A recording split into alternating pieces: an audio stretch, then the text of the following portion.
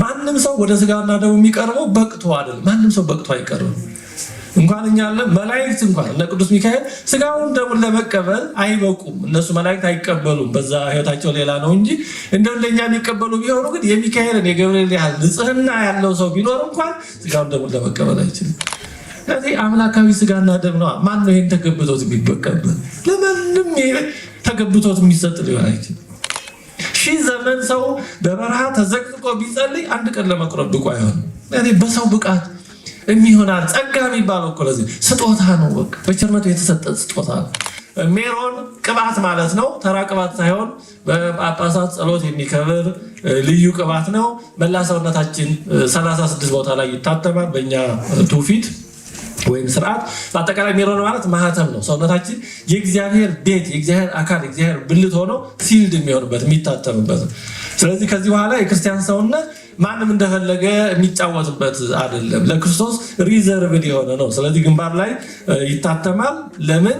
ይሄ ግንባራችን ቅድም እንዳነሳነው አዳምና በእግዚአብሔር ፊት መቆም ያልቻሉ ሆነው ነበር። አሁን በእግዚአብሔር ፊት መቆም የምንችል እንሆን ዘንድ ግንባራችን ላይ ያለው ስመ እግዚአብሔር የተሰነገለ የተወለወለ ይሆን ዘንድ ለዚህና ለመሳሰሉት የሚያደርግ ራዕይ 14:1 ላይ ራዕይ 14:1 ላይ በግንባራቸው ላይ የአባቱ ስም የመንፈስ ቅዱስ ስም የበጉ ስም ተጽፎ ነበር ይላል። ሰው ግንባር ላይ ስመ እግዚአብሔር አለ፣ ስመ ሥላሴ አለ።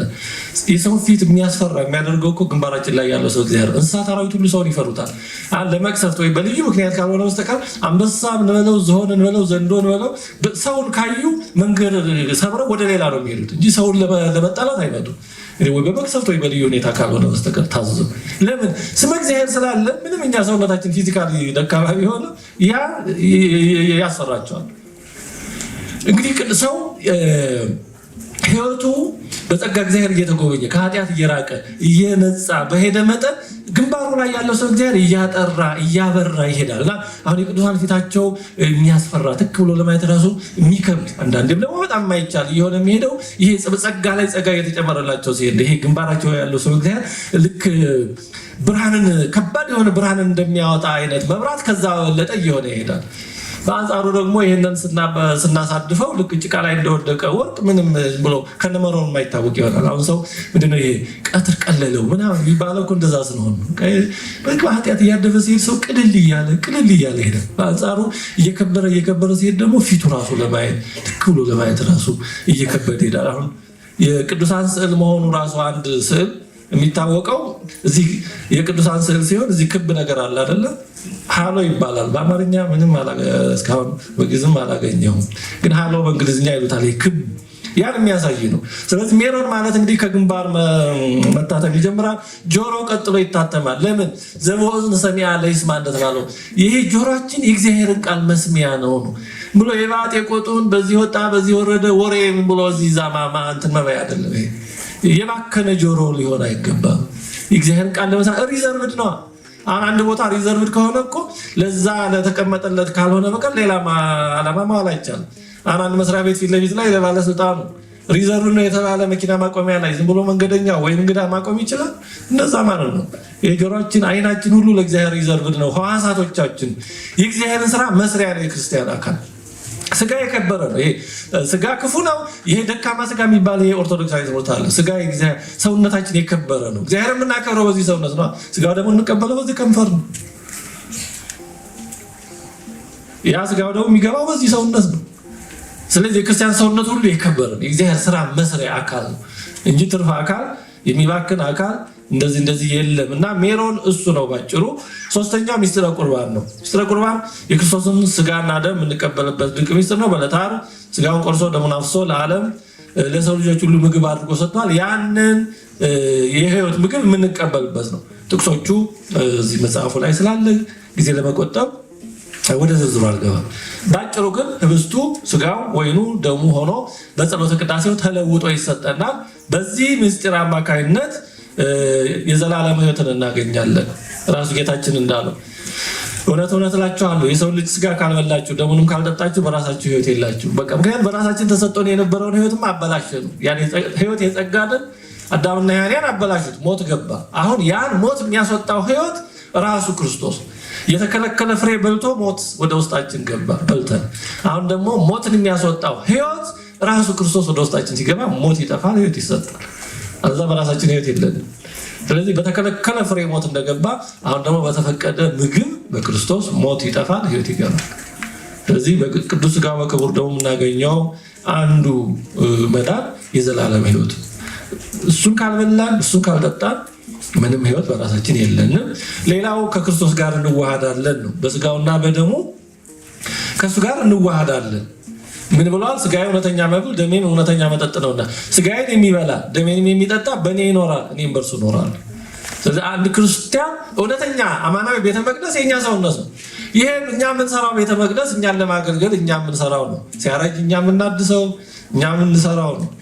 እውነተኛው በትንሣኤም የሚነሳ በአካል ዘይመውት ከብሮ የሚነሳው አማናዊ ቤተ መቅደስ ሰው ነው።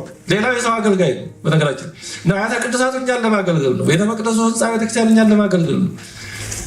እውነተኛው ቤተ መቅደስ የክርስቶስ ሰው የሥላሴ ቤት ሰው ነው። ያን ከጠበቅ ነው። ስለዚህ በስጋውና በደሙ ክርስቶስ ይዋሃደናል፣ ከኛ ጋር ይኖራል። ሌላው የኃጢአት ይቅርታ እናገኛለን። ስጋውን ስንበላ ደሙን ስንጠጣ የኃጢአት ይቅርታ እናገኛለን። ዕለት ዕለት ኃጢአት ስለምንሰራ በየጊዜው በተቻለ መጠን ተናዘን የኃጢአታችን ማስተስሪያ የሆነውን ስጋውን ደሙን እንቀበላለን። ምክንያቱም ለኃጢአታችን የተሰዋው መስዋዕት ስጋውና ደሙ ንስሐ መዘጋጃ ነው። ተዘጋጅተን ነው መቅረብ ያለብን። ተጸጽተን በበደላችን ምሕረቱን ተስፋ አድርገን እባክህ አንተ ለኃጢአተኞች የተዘጋጀህ መድኃኒት ነህ። እኔ ኃጢአተኛ ነኝ፣ በሽተኛ ነኝ፣ ያላንተ መድኃኒት የለኝም። ስለዚህ መድኃኒት ሆነኝ፣ ዕዳ በደል አታርግብኝ ብሎ በትህትና የማይገባን መሆናችንን አምነን መቅረብ። በዚህ ምክንያት ስጋውን ደግሞ ስንቀበል እንደዚህ ባለ ሁኔታ የኃጢአታችን ይቅርታ እናገኛለን። የኃጢአታችን ይቅርታ እናገኛለን። ስለዚህ በቸርነቱ የተሰጠን መድኃኒት ነው። እንዲያው ወደዚህ ጊዜ ስለወሰድኩ ወደ ዝርዝሩ አልገባም እንጂ ስጋውን ደግሞ የመቀበል ጉዳይ በእውነቱ በጣም መሰረታዊ ነገር ነው። ሁላችንም ክርስቲያኖች የሆንን መቀበል አለብን። ከክርስቶስ ተለይተን ከማን ጋር ነው የምንኖረው? ምን ይጠቅመናል? አሁንማ ያሉ አንድ ትልቅ አባት አሉ። አንድ ትልቅ ገዳም ላይ እነዚህ መናኞች ምን ይሄዱና ዝም ብለው የማይቆርቡ ከሆነ ይመክሯቸዋል፣ ይሏቸዋል። አሁን ወደ ስጋውና ደግሞ የማይቀርቡ ከሆነ እንዲህ ከክርስቶስ ጋር ካልኖራችሁ ከኛ ከሰዎች ጋር መኖር ምን ይጠቅማቸዋል? በቃ ገዳማችንን ልቀቁ ይላሉ። ምክንያቱም ምን ይጠቅማል ከሰው ጋር መኖር? ባል ከሚስት፣ ሚስት ከባል፣ ከቤተሰብ ከቤተሰብ ምን ከምን ጋር መኖር? ከእግዚአብሔር ጋር ካልኖር ምንድነው ጥቅሙ? ይቀራል። ስለዚህ ስጋውና ደግሞ ለእውነቱ የመቀበል ህይወት አሁን ተመስገን ነው። ብዙ ለውጦች አሉ፣ እግዚአብሔር ይመስገን። ከተወሰኑ ዓመታት በፊት እኮ ከ70 ምናምን 80 ዓመት የጃጁ ሽማግሌዎች እና ህፃናት በቀር የሚቆርብ እኮ ብዙ አልነበር። እግዚአብሔር ይመስገን አሁን ብዙ ወጣት ይቆርባል። ተመስገን። ይሄ የትምህርት ውጤት ነው። ይሄ ስብከተ ወንጌል ውጤት ነው። ለውጦች አሉ፣ እግዚአብሔር ይመስገን። ብዙ ስራ ግን ይጠብቀናል እና ማንም ሰው ወደ ስጋና ደሙ የሚቀርበው በቅቶ አይደለም። ማንም ሰው በቅቶ አይቀርብም። እንኳን እኛ አለ መላእክት እንኳን እነ ቅዱስ ሚካኤል ስጋውን ደሙን ለመቀበል አይበቁም። እነሱ መላእክት አይቀበሉም፣ በዛ ህይወታቸው ሌላ ነው እንጂ እንደው ለኛ የሚቀበሉ ቢሆኑ ግን የሚካኤልን የገብርኤል ያህል ንጽህና ያለው ሰው ቢኖር እንኳን ስጋውን ደሙን ለመቀበል አይችልም። ስለዚህ አምላካዊ ስጋና ደም ነው። ማን ነው ይሄን ተገብቶት የሚበቀበል? ለማንም ተገብቶት የሚሰጥ ሊሆን አይችልም። ሺህ ዘመን ሰው በበረሃ ተዘቅዝቆ ቢጸልይ አንድ ቀን ለመቁረብ ብቁ አይሆንም። ስለዚህ በሰው ብቃት የሚሆናል። ጸጋ የሚባለው እኮ ለዚህ ስጦታ ነው። በቃ በቸርነቱ የተሰጠ ስጦታ ነው። እኚህ ሰው የሆነ ስለጾመ የሆነ ስለሰገደ በቃ አንተማ እንዲሁም ይሄ በጣም አደገኛ ክደት ነው። አሁን አንዳንድ መበለቶች የሚያስቸግሩ ነበሩ። ወጣቶች ወደ ቁርባን ሲቀርቡ እግዚኦ አይ 8ኛው ሺ አናንቺ ልቆርብ እያሉ እነሱ አሁን 70 ዓመት ወይ 60 ዓመት ስለሆናቸው በቅተዋል። በእነሱ ቤት ለመቀበል ይህ አደገኛ ክደት ይሄ በ60 ዓመት በ70 ዓመት ሰው ስጋውን ደሙን ለመቀበል አይበቃም። እንኳን በ60 ዓመት 60 ሺህ ዓመት ኖሮ ቢጋደል አንድ ቀን ለመቁረብ አይበቃም። ጸጋ ነው። ጸጋ ማለት ይሄ ነው። ቅዳሴ ጊዜ ላይ ነው አይደለም? ንቅረብ ለመድኃኒተ ሕይወት ወቅድሳተ በጥበበ እግዚአብሔር ንንሳ ዘተወህበ ለነ ጸጋ ይላል። በጥበበ እግዚአብሔር ጸጋ ሆኖ የተሰጠን ጥበበ እግዚአብሔር ማለት ፈሪሃ እግዚአብሔር ነው። ጸጋ ሆኖ የተሰጠን ስጋውና ደሙን ለመቀበል በፈሪሃ እግዚአብሔር ሆነን እንቅረብ። ጸጋ ሆኖ ነው የተሰጠን። ይቀዳሹ፣ አስቀዳሹ፣ ህፃኑ፣ ሽማግሌው ማንም ሊበቃ አይችልም። ግን ተዘጋጅቶ መቅረብ። አንተ መድኃኒት ነህ፣ እኔ በሽተኛ ነኝ። ሌላ ምን አማራጭ አለ? አንተ ደግሞ ራስን የሰጠው ተመስገንና ለበሽተኞች ነው። አይ ሳትበቁ እንዳትቀሩ አላልክም። ጥያቄና ግን ደግሞ በድፍረት እንዳይሆን አቤቱ ዕዳ በደል እንዳይሆንብኝ ብሎ በመሰቀቅ መቅረብ ይገባል። አሁን ጸሎታቱ እንደዛ ናቸው። ንጹህ ያልሆነ ከስጋውና ከደሙ አይቀበልም የሚሉት እንድንዘጋጅ ነው እንጂ መቼም ንጹህ ሆነን የምንቀርብ ሆኖ አይደለም። ግን እየተሳቀቁ መቅረብ ደግሞ ያስፈልጋል። ያ አደገኛ መሳቀቅ ያስፈልጋል። ዘና ማለት አለ። የኦርቶዶክሳዊ ትምህርት ዓላማ እኮ እንድንሳቀቅ ነው። አሁን ተሳቀን ኋላ ብንዝናና አይሻልም? አሁን ባጓጉል ዝም ብለን ምንም ችግር የለም ጸድቅ ያለው እያሉ ተጃጅ በኋላ ችግር ላይ ከመውደቅ።